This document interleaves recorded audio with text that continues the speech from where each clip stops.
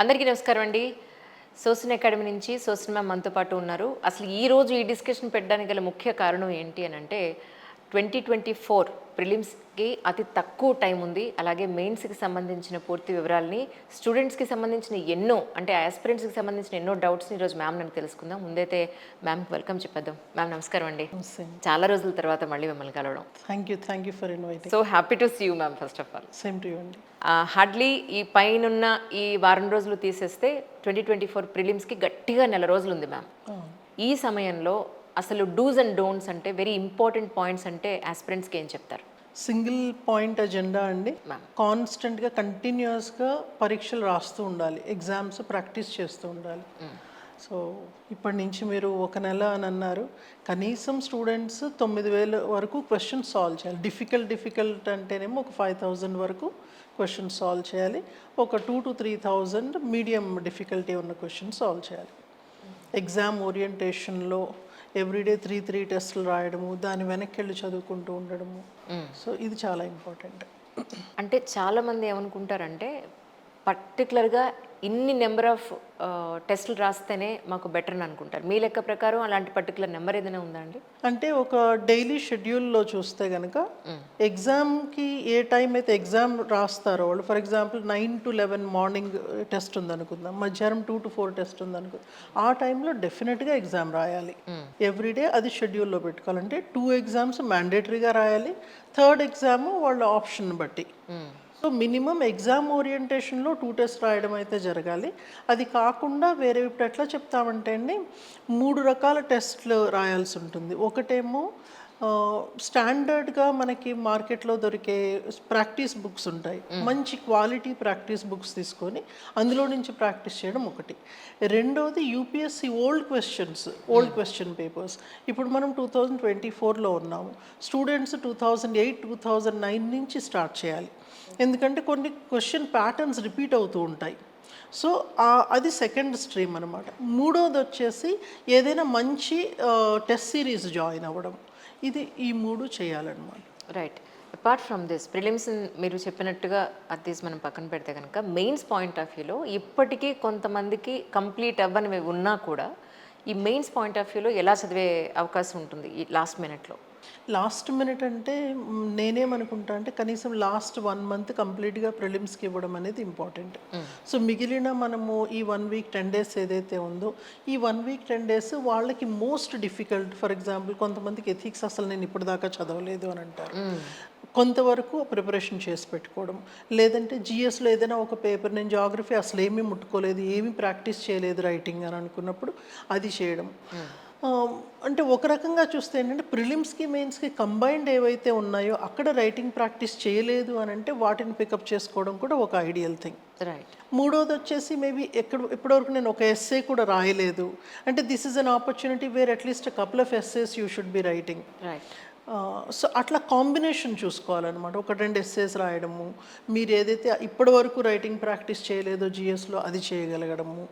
మూడోది వచ్చేసి ఆప్షనల్లో ఏదైనా నాకు ఏరియా ఒకటి నేను లో ఉన్నాను, నా ప్రిపరేషన్ కరెక్ట్గా లేదు అని అనుకుంటే ఆ ఏరియాని చదువుకొని పెట్టుకోవడము. సో ఇట్లా ఈ 1 week 10 daysని దానికి ఉపయోగించుకొని పార్షియల్లీ మొత్తం కూడా చేయం కదా, ఒక 3 hours ఎవ్రీడే దానికి పెట్టుకున్నట్టయితే బెటర్గా ఉంటుంది. లాస్ట్ 1 month కంటిన్యూస్గా ప్రిలిమ్స్కే ఇవ్వాలి. ఇంకోటి స్టూడెంట్స్ జాగ్రత్త పడాల్సింది ఏంటంటే ఈరోజు ప్రిలిమ్స్ అయిపోయింది అనుకోండి, సో ఈ సంవత్సరం 16th Juneకి ఎగ్జామ్ ఉంది, 17th నుంచి ఇమ్మీడియట్లీ వాళ్ళు మెయిన్స్కి స్టార్ట్ చేయాలి ప్రిపరేషన్.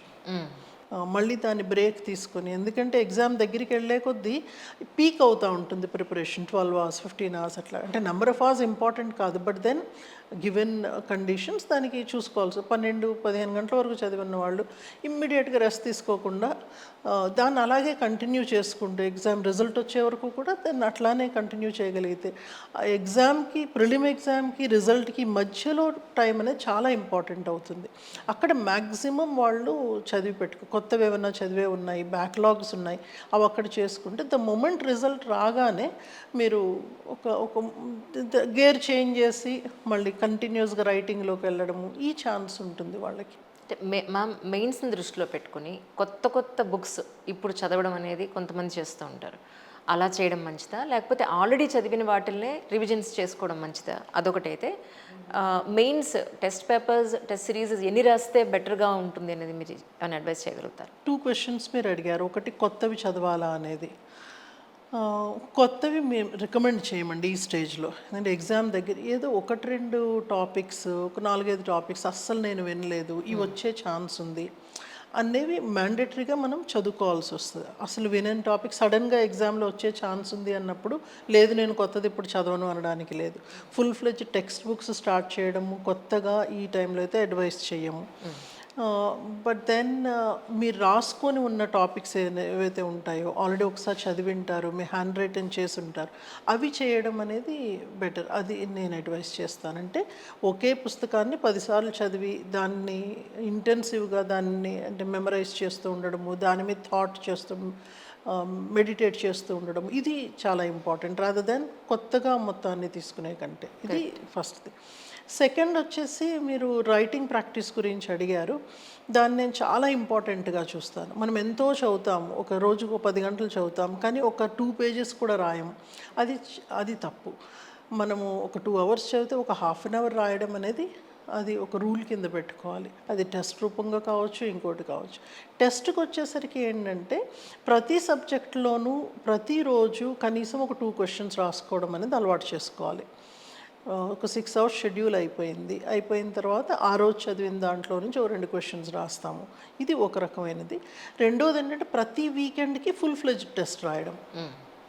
సో ప్రిలిమ్స్ రిజల్ట్ కంటే ముందే ప్రిలిమ్స్ అవగానే స్టార్ట్ చేస్తారు కదా, ఎవ్రీడే 2 క్వశ్చన్స్ ఆప్షనల్ రాసుకోవచ్చు, 2 క్వశ్చన్స్ జనరల్ స్టడీస్ రాసుకొని ఎవ్రీ వీక్ ఒక టెస్ట్ ఏమో జిఎస్ది, ఒక టెస్ట్ ఆప్షనల్ది రాసుకోవాలి. అది బేర్ మినిమం చేయాల్సిందే సిలబస్ కవరేజ్ ప్రకారం చూస్తే.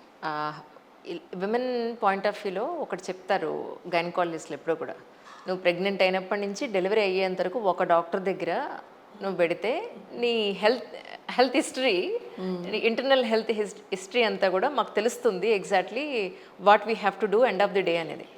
సో ఆమెకి రక్తహీనత ఉందా, మాల్ న్యూట్రిషన్ ఉందా, ఇంటర్నల్ గ్రోత్ ఎలా ఉంది బేబీది అని తెలియడానికి. సో ఈ యూపీఎస్సీకి వచ్చినప్పుడు కూడా నాకు అదే కనిపిస్తుంటుంది. ఎందుకంటే స్టార్టింగ్ నుంచి ఎండింగ్ వరకు ఇంటర్వ్యూ గైడెన్స్ అయ్యి వాళ్ళు అచీవ్ చేసేంత వరకు ఒకే చోట ఉండడం అనేది ఎంతవరకు మీరు అడ్వైస్ చేస్తారో నాకు ఎందుకు అది చేస్తేనే కరెక్ట్ అనిపిస్తుంది మ్యామ్. ఎందుకంటే ఒప్పుకుంటారా మీరు? డెఫినెట్లీ. ఎందుకంటే ఇది మీరు చెప్పిన గైనకాలజీ ప్రకారమే కాదు, ప్రతి చోట ఇప్పుడు అడ్మినిస్ట్రేషన్లో కూడా ఒకే కమాండ్ ఉండాలి, సింగిల్ పాయింట్ కమాండ్ ఉండడం ఇంపార్టెంట్, మల్టిపుల్ బాసెస్ ఉండకూడదు అనేది. సో అది ప్రతి చోట కరెక్టే అనిపిస్తుంది. బట్ కానీ అంటే నేను చూసింది ప్రిలిమ్స్ ఒక చోట, మెయిన్స్ ఒక చోట, ఇంటర్వ్యూ గైడెన్స్ ఒక చోట ఇలా తీసుకోవడం వల్ల ఐ థింక్ సంథింగ్ ఒకటి థ్రెడ్ ఏదో మిస్ అవుతుందేమో అనిపిస్తుంది నాకు. ఎందుకంటే స్టూడెంట్ని పర్సనలైజ్డ్గా మనం చూసినప్పుడు కూడా ప్రతి స్టూడెంట్ యూనిక్ ఉంటాడు. సో ప్రతి స్టూడెంట్కి స్ట్రెంగ్స్ వేరే ఉంటాయి, వీక్నెసెస్ వేరే ఉంటాయి. సో ఓవరాల్ పర్సనాలిటీ ప్రిపరేషన్ అనేది ముక్కలుగా చేయడం అనేది కూడా కరెక్ట్ కాదు. సో మొదటి నుంచి మనం ఆ పిల్లవాడిని అంటే కంటెంట్ ఇవ్వడం ఒకటి, రైటింగ్ ప్రాక్టీస్ అనొచ్చు, అతని మూడ్స్ ఎట్లా ఏ విధంగా ఎక్కడ ల్యాక్ అవుతున్నాడు అనేది తెలుసుకోగలగడము. మీరు అన్నట్టుగా ఆ కాంప్రహెన్సివ్ ప్రిపరేషన్కి ఒక సింగిల్ హ్యాండ్ ద్వారా వెళ్ళడం అనేది that's always advisable. Correct. Actually Sosin ma'am అంటేనే ఆంథ్రోపాలజీ అంటేనే సోసన్ మ్యామ్ అన్నట్టు ఇన్నాళ్ళు ఒక పేరు మీరు సంపాదించారు. రీసెంట్గా నేను చేసిన ఇంటర్వ్యూస్లో కూడా అచీవ్ చేసిన వాళ్ళు ఆంథ్రోపాలజీకి మీ దగ్గరికే వచ్చారని చెప్పని వాళ్ళు చెప్పడం జరిగింది, నిన్న మొన్న జరిగిన ఇంటర్వ్యూస్లో కూడా. అయితే మీ దగ్గర ఒక ఫుల్ ఫ్లెడ్జ్డ్గా వచ్చే ఏంటంటే క్లాస్ రూమ్ స్టూడెంట్స్ కూడా అచీవ్ చేసిన వాళ్ళు ఉన్నారు. సో ఇన్ జనరలీ అలాంటి స్టూడెంట్స్ మీ దగ్గర ఉన్నప్పుడు మీరు దాన్ని టెస్టిమోనియల్గా కూడా చూపించవచ్చు. యాక్చువల్లీ మీరు మా దగ్గర ఇది కూడా ఫెసిలిటీ అవైలబుల్గా ఉంది అని. సో దీని మీద ఎక్కువ ఎందుకు ఫోకస్ చేయలేదు అంటే? ఇంతకుముందు మీరు అన్న స్టేట్మెంట్లో కూడా అతిశయోక్తి లేదనుకుంటా. ఎందుకంటే ఇన్ని సంవత్సరాలుగా ఆంథ్రోపాలజీ టీచ్ చేయడమే కాకుండా దాని ప్రకారము జీవిస్తూ అలాగే ఫీల్డ్ వర్క్ కూడా నేను కాన్స్టెంట్గా చేస్తూ ఉన్నాను.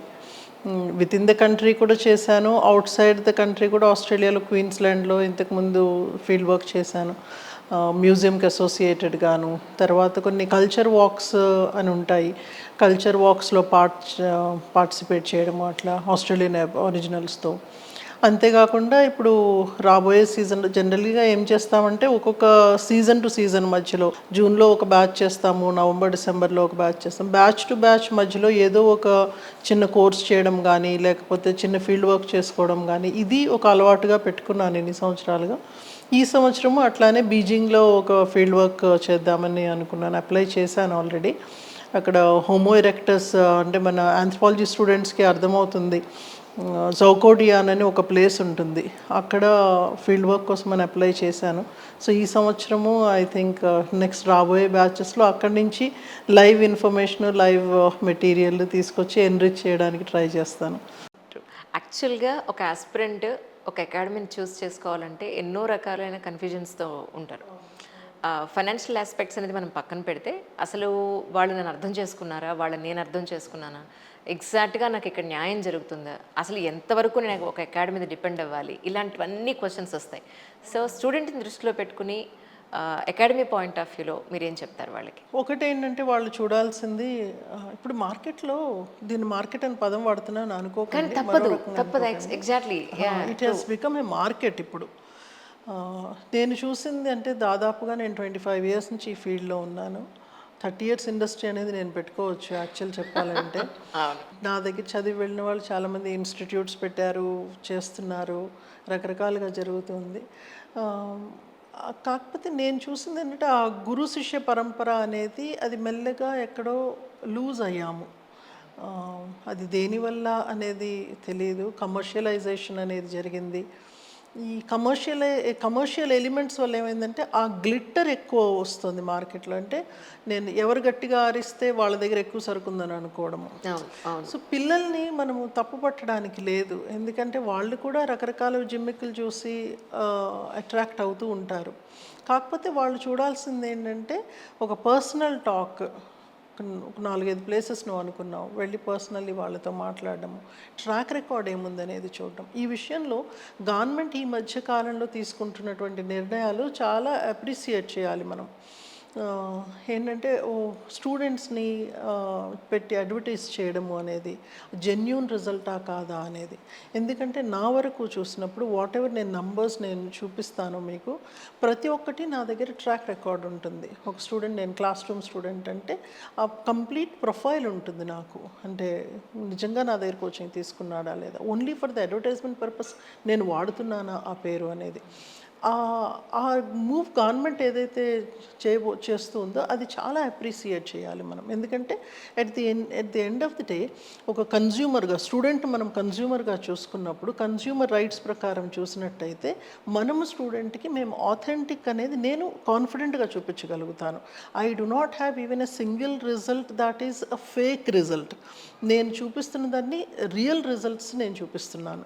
సో ఐ థింక్ స్టూడెంట్ కూడా చూడాల్సింది అదే, వెదర్ ఈ స్టూడెంట్ ఈ ఇన్స్టిట్యూట్ నుంచి వచ్చాడా లేదా అనే జెన్యూన్ ఎంక్వైరీ అనేది స్టూడెంట్ చేసుకోగలగాలి. ఐ థింక్ ఆ అడ్వైజ్ నేను.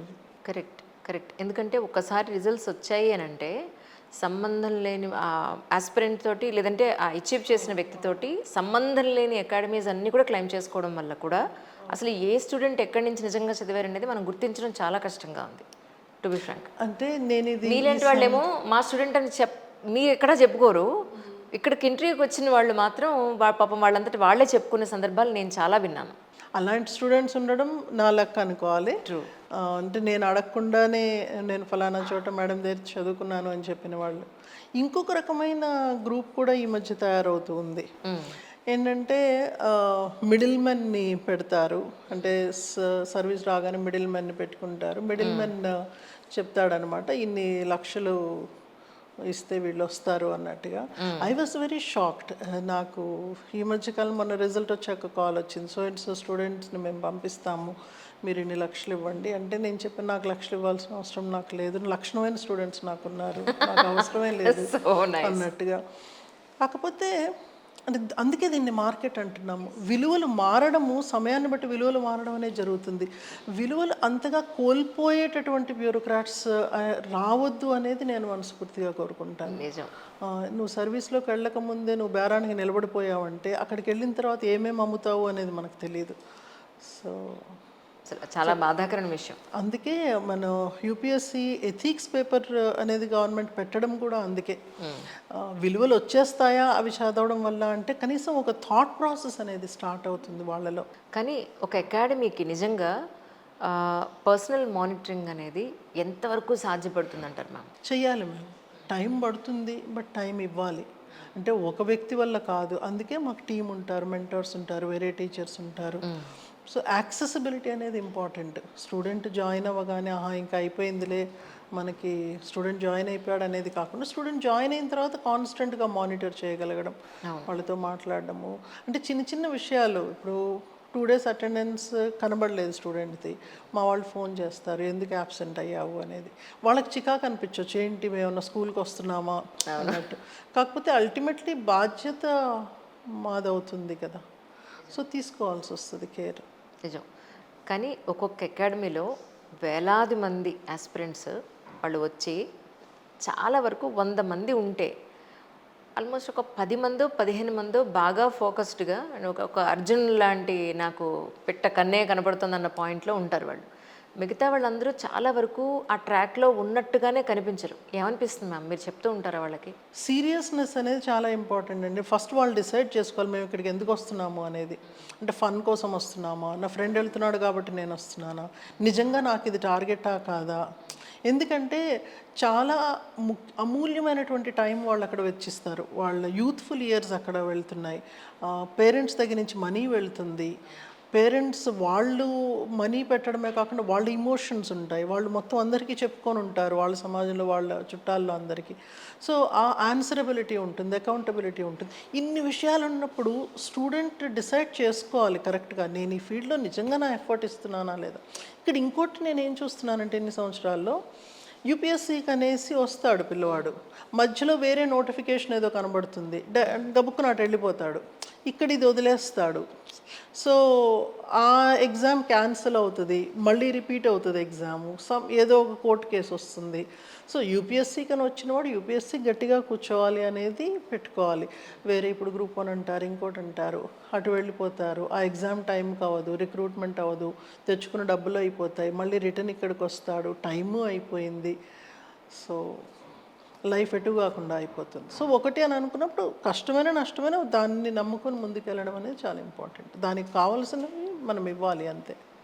కానీ సివిల్ సర్వీసెస్లో రిఫార్మ్స్ రావాల్సిన అవసరం ఉందా, సివిల్ సర్వెంట్స్లో రిఫార్మ్స్ రావాల్సిన అవసరం ఉందా మీ ఉద్దేశ ప్రకారం? మీరు 2 విషయాలు అడిగారు అందులో. సివిల్ సర్వెంట్స్ రిఫార్మ్ అవ్వాలా, సివిల్ సర్వీసెస్ రిక్రూట్మెంట్ అనేది రిఫార్మ్ అవ్వాలా అనేది రెండూ జరగాల్సిందే. యూపీఎస్సీ పెట్టినప్పటి నుంచి కూడా గవర్నమెంట్ సమయానుకూలంగా చేంజెస్ చేస్తూనే ఉంది. అంటే మనం ఏం చూస్తున్నాము, సమాజం మారుతోంది, సమాజం అవసరాలు మారుతున్నాయి, టెక్నాలజీ మారుతోంది. ఇప్పుడు హయ్యర్ టెక్నాలజీస్, ఆర్టిఫిషియల్ ఇంటెలిజెన్స్ లాంటివి, బ్లాక్ చైన్ టెక్నాలజీస్ ఇవి వస్తూ ఉన్నప్పుడు మనం పాత మూస పద్ధతిలోనే అడ్మినిస్ట్రేషన్ చేస్తాము అంటే అది కరెక్ట్ కాదు. కాబట్టి గవర్నమెంట్ ఏం చేస్తుంది, ఇప్పుడు ఒక స్టేజ్లో అంటే ఇప్పుడు మొత్తం హిస్టరీ నేను చెప్పలేను కానీ ఆప్షనల్స్ నంబర్స్ మార్చింది, యూపీఎస్సీ మెయిన్స్ ప్యాటర్న్ మార్చింది, ప్రిలిమ్స్ ప్యాటర్న్ మార్చింది. ఇవన్నీ ఎందుకు, మారుతున్న సమయాన్ని బట్టి మనము రిక్రూట్మెంట్ విధానాన్ని కూడా మార్చాలి అనే ఉద్దేశంతో. అలాగే యూపీఎస్సీలో సెలెక్ట్ అయిన వాళ్ళు కూడా ఇప్పుడు నా సెలెక్షన్ అయిపోయింది అని చెప్పేసి వాళ్ళు కామ్గా కూర్చుంటే అది కష్టం అవుతుంది. మా ఫ్రెండ్ ఒక ఆయన సీనియర్ ఐపీఎస్ ఆఫీసర్ ఒక ఆయన అంటూ ఉంటారు, ఒక ఫిలాసఫీ ఉంటుంది, కన్వేయర్ బెల్ట్ ఫిలాసఫీ అని చెప్పి. అంటే నేను సెలెక్ట్ అయిపోయి కన్వేయర్ బెల్ట్ మీద కూర్చుంటాను, కూర్చున్నప్పుడు కన్వేయర్ బెల్ట్ అలా తీసుకెళ్తూ ఉంటుంది, 5 సంవత్సరాలు అయ్యాక ఒక ప్రమోషన్, 10 సంవత్సరాలు అయ్యాక ఒక ప్రమోషన్ అట్లా ఇచ్చి తీసుకెళ్ళి తర్వాత రిటైర్మెంట్ టైంలో డస్ట్బిన్లో వేసేస్తుంది. సో ఇది ఒక రకమైనది అనమాట.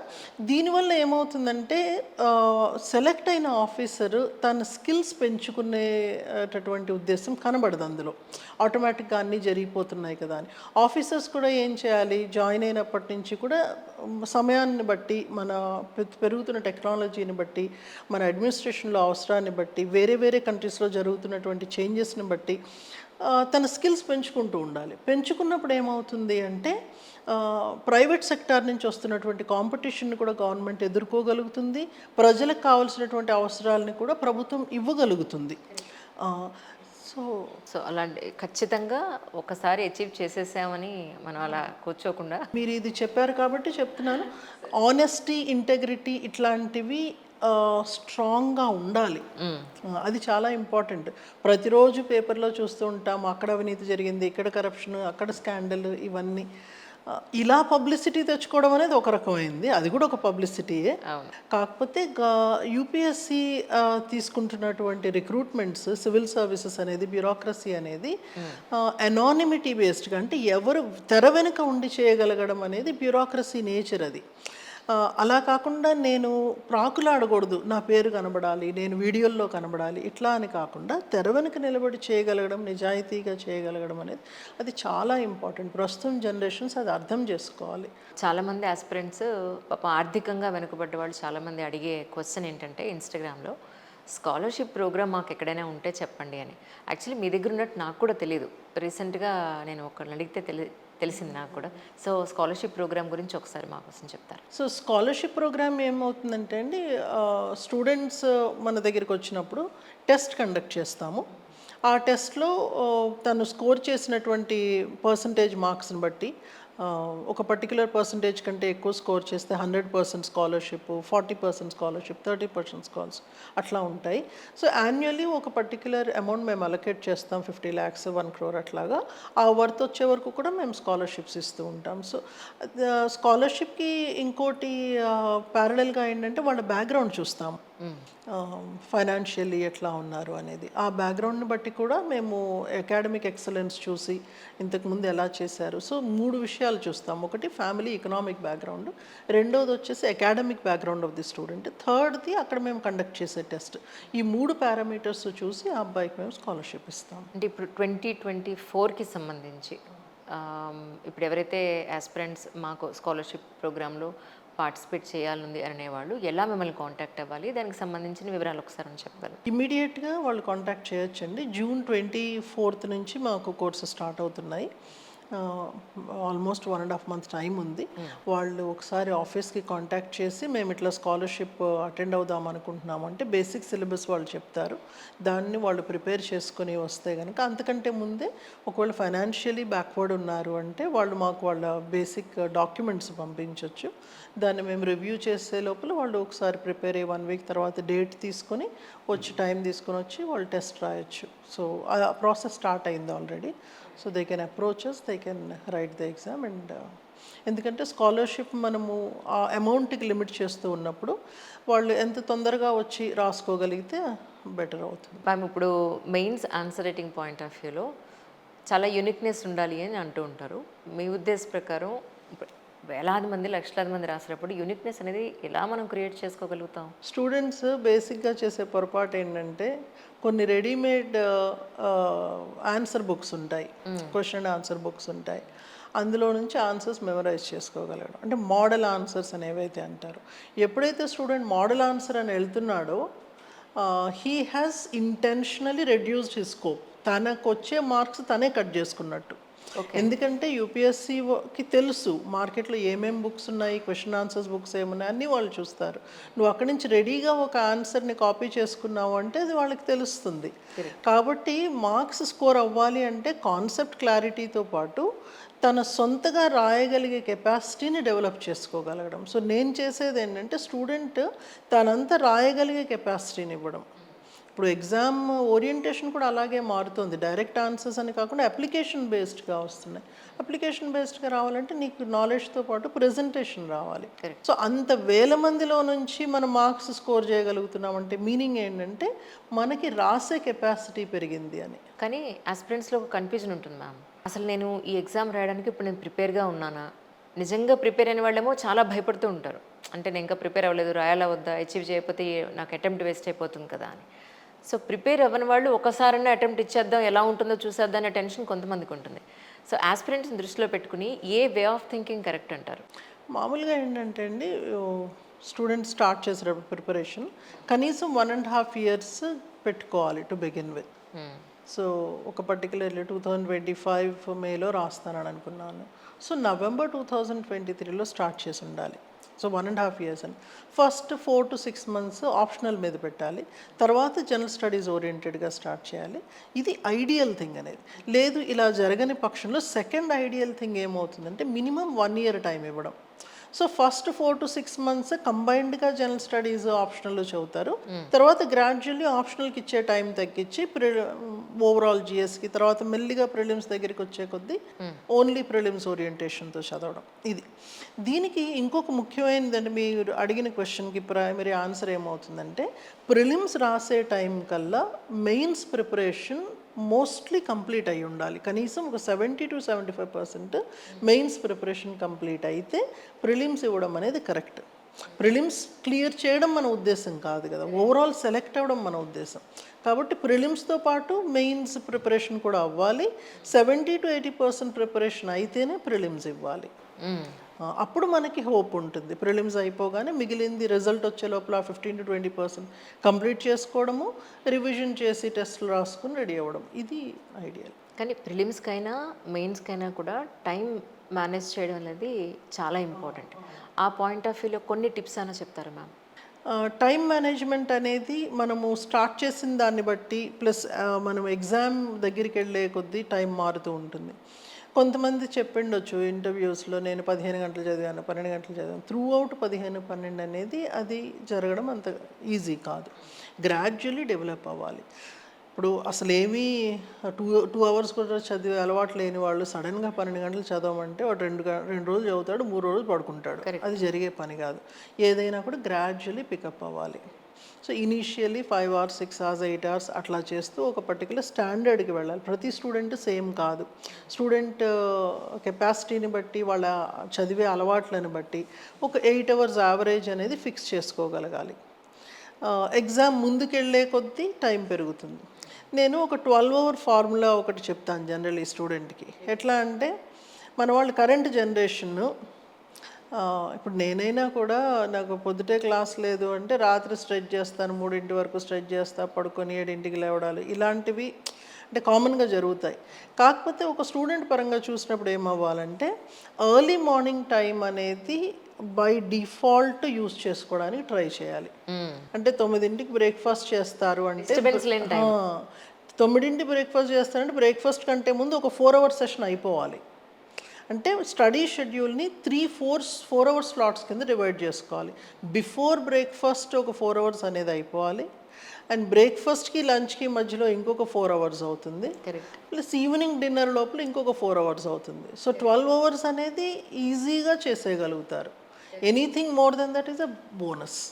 ఆ 4 hours కూర్చుని దగ్గర నుంచి లేవకుండా ఉండగలగడం అనేది అలవాటు చేసుకోవాలి. ఎంత కాన్సన్ట్రేట్ చేసి చదువుతున్నాను అనేది. ప్రతిదీ ఏంటంటే పెన్సిల్ మర్చిపోయాను, స్కేల్ మర్చిపోయాను, వాటర్ మర్చిపోయాను, ఇట్లాంటివి. నేను ఒకటి చెప్తాను, అంటే ఇది నేను చాలా స్టూడెంట్స్కి చెప్పినాను, చాలామందికి, చాలా బ్యాచెస్లో కూడా చెప్పినాను. మా తమ్ముడు చదవడం నేను చూశాను. మామూలుగా సుఖాసనంలో కూర్చుంటాడు. కొంతమంది పేరెంట్స్కి ఎట్లా ఉంటుందంటే పిల్లలు మంచం మీద కూర్చొని చదవద్దు అనే ఫిలాసఫీ ఒకటి ఉంటుంది. నాకు కూడా ఉంది మ్యామ్. మీరు ఇంతకుముందు మంచం మీద కూర్చుంటే వాళ్ళు చదివినట్టే కనిపించరు వాళ్ళు. నాకు చాలా చిరాకు అనిపించేది. కానీ ఆ భంగిమలకి మనం వెళ్ళొద్దు. ఏ భంగిమలో అయినా కూర్చొని చదువుకొని చదవడం ఇంపార్టెంట్ అనేది మనం పెట్టుకోవాలి. రైట్. సో వాడు ఎట్లా చదివేవాడంటే సుఖాసనం వేసుకుంటాడు, అన్నీ దగ్గరే ఉంటాయి, నీళ్లు ఉంటాయి, ఏదైనా తినాలనిపిస్తే తినే చిరుబండాలు ఉంటాయి, అన్నీ ఉంటాయి, అన్నీ చేతికి అందేటట్టుగా పుస్తకాలు, పెన్నులు అవన్నీ ఉంటాయి. ఇలాగే కూర్చుంటాడు 4 hours కదలడు. సో స్టార్టింగ్ ఏమవుద్ది, మెల్లగా తిమ్మిరెక్కడం మొదలవుద్ది, నొప్పి అనిపిస్తుంది, కొంతసేపటి తర్వాత కాళ్ళు కదలవు, గాల్లో తేలినట్టుగా ఉంటుంది. సో వాడు అనేవాడు అనమాట, అది కరెక్ట్ స్టేజ్, మనం చదివేది కరెక్ట్ స్టేజ్ అని చెప్పి. నువ్వు ఎలాగూ కదలలేవు, ఏమీ చేయలేవు, సో గాల్లో అక్కడే కూర్చొని అలా 4 hours కదలకుండా చదవాలి. ఆస్పిరెంట్స్ అందరికీ, మీ అందరికీ కూడా ప్రిలిమ్స్ పాయింట్ ఆఫ్ వ్యూలో కానీ, మెయిన్స్ పాయింట్ ఆఫ్ వ్యూలో కానీ, ఇంటర్వ్యూ పాయింట్ ఆఫ్ వ్యూలో కానీ మీకు ఏమన్నా డౌట్స్ ఉన్నా కింద కమెంట్ సెక్షన్లో కమెంట్ చేయండి. అగైన్ మ్యామ్ని అడిగి నేను డెఫినెట్గా మీకు రిప్లై ఇస్తాను, లేదంటే మ్యామ్ చేతన్నా మీకు రిప్లై పెట్టిస్తాను. ఈ సందర్భంగా ఆస్పిరెంట్స్కి ఇంకేమన్నా ఇంపార్టెంట్ పాయింట్స్ మర్చిపోయిన అని ఉన్నాయంటే చెప్పగలుగుతారా? మోస్ట్ ఇంపార్టెంట్ ఏంటంటే ఇష్టం ఉన్నా లేకపోయినా పరీక్షలు రాయడం అనేది. నేను నిజంగా ప్రిపేర్ అయ్యానా లేదా, ప్రిపరేషన్ అది కంప్లీట్ అయిన తర్వాత నేను ఎగ్జామ్స్ రాద్దాము అనేది ఒక ఓరియంటేషన్ పిల్లల్లో ఉంటుంది. అది they have to give up. Start చేసినప్పటి నుంచి టెస్టులు రాయడం అలవాటు చేసుకోవాలి. నాకు వచ్చినా రాకపోయినా నేను టెస్ట్ రాయాల్సిందే. టెస్ట్ ద్వారా నేర్చుకోవడం అనేది ఇంపార్టెంట్. ఇప్పుడు చిన్నప్పుడు అంటే ఈవెన్ 1990s పుట్టిన పిల్లలు కూడా పలక మీదనే నేర్చుకున్నారు. నేను క్లాస్లో అడుగుతూ ఉండాను, మీరు పలకలు వాడారా, ప్లాస్టిక్ ఏదన్నా అంటే మెమరీ స్లేట్స్ వాడారా అంటే వాళ్ళు పలక మీదనే రాసి నేర్చుకున్నారు. చిన్నప్పుడు మనం అక్షరాలు మాటి మాటికి దిద్ది రాసేవాళ్ళం. కొంచెం పెద్దగా అయిన తర్వాత మనం క్లాస్లో టెస్ట్లు పెట్టేవాళ్ళు. సేమ్ క్వశ్చన్ స్లిప్ టెస్ట్లో ఉంటుంది, యూనిట్ టెస్ట్లో ఉంటుంది, క్వార్టర్లీ, హాఫ్ ఇయర్లీ అన్నిట్లోనూ ఉంటుంది. మీరు ఫైనల్ ఎగ్జామ్కి వెళ్ళేసరికి మీకు గుర్తున్నా లేకపోయినా మీ పెన్నే రాస్తుంది. నేను దాన్ని పెన్ మెమరీ అంటాను, హ్యాండ్ మెమరీ అంటాను. మైండ్కి లేకపోయినా చెయ్యి రాసుకుంటూనే వెళ్తూ ఉంటుంది. సో ఆ ప్రాక్టీస్ అనేది చాలా important. Same question student preparation start చేసినప్పుడు ఒకలాగా ఆన్సర్ చేస్తాడు, మొత్తం అయిన తర్వాత ఒక 6 నెలల తర్వాత, ఒక సంవత్సరం తర్వాత అతను రాసే విధానం మారుతుంది, ప్రజెంట్ చేసిన ఫ్యాక్ట్స్ మారుతాయి. సో నేను మొత్తం అయిన తర్వాత రాస్తానని అనుకోకుండా మొదటి నుంచి టెస్ట్ల మీద ఫోకస్ చేయడం అనేది చాలా చాలా important. True. So testing your self is very important. So ఈ టెస్ట్ ప్రోగ్రామ్స్ అని కానీ టెస్టింగ్ కానీ ఎందుకు అంటే మన తప్పులు మనం తెలుసుకుంటాం, టైం మేనేజ్మెంట్ తెలుస్తుంది. మీరు ఇందాక అడిగారు టైం మేనేజ్మెంట్ అనేది. టైం మేనేజ్మెంట్ అంటే ఎన్ని నెలలు ఎలా చదవాలి, రోజుకి ఎన్ని గంటలు అనేది ఇదొక అంశం అయితే, ఎగ్జామ్లో కూర్చున్న తర్వాత నేను ఏ విధంగా ఆన్సర్స్ని నేను ఎంత టైంలో రాయగలుగుతున్నాను. 5 minutesలో ఒక ఆన్సర్ రాయాలి అంటే ఫస్ట్లో నేను రాసినప్పుడు అరగంట పట్టొచ్చు, 45 minutes పట్టొచ్చు. అది గ్రాడ్యువల్లీ ఎగ్జామ్కి వెళ్ళేసరికి అది తగ్గుతుంది. నువ్వు టెస్ట్లో రాసినప్పుడు బెస్ట్ ఆన్సర్ అనేది నువ్వు రాయడానికి ట్రై చేస్తావు. ఒకసారి ఇది నీకు బెస్ట్ అని నీ ట్యూటర్ చెప్పిన తర్వాత దాన్నే నువ్వు గుర్తుపెట్టుకొని ఎగ్జామ్లో ఆలోచించాల్సిన పని ఉండదు, ఉన్నది ఉన్నట్టుగా నువ్వు రాసేస్తూ ఉంటావు. సో ఈ టైం మేనేజ్మెంట్ అనేది చాలా ఇంపార్టెంట్. సో టెస్టింగ్, తప్పులు చేయడం ఇంపార్టెంట్. తప్పులన్నీ ముందు చేయాలి. ఆ యూపీఎస్సీకి వెళ్ళి నేను ఇక్కడ తప్పు చేస్తాను నాకు ఫ్రీడమ్ ఇవ్వ అనడానికి లేదు కదా. సో తప్పులన్నీ ఇక్కడ చేయాలి, కరెక్టెడ్ ఆన్సర్స్ అక్కడ రాయాలి. ఇది చాలా important. Very valuable points ma'am. ఇంకెవరైనా కనుక ఆస్పిరెంట్స్ నాకు కమెంట్ చేసినప్పుడు డెఫినెట్గా కమెంట్ సెషన్లో వాళ్ళ ఒపీనియన్స్ చెప్పినప్పుడు డెఫినెట్గా I'll get back to you so that మీ నుంచి ఆన్సర్ తీసుకుని వాళ్ళు నేను రిప్లై ఇవ్వగలుగుతాను. Thank you so much for your time ma'am. Once again thank you ma'am.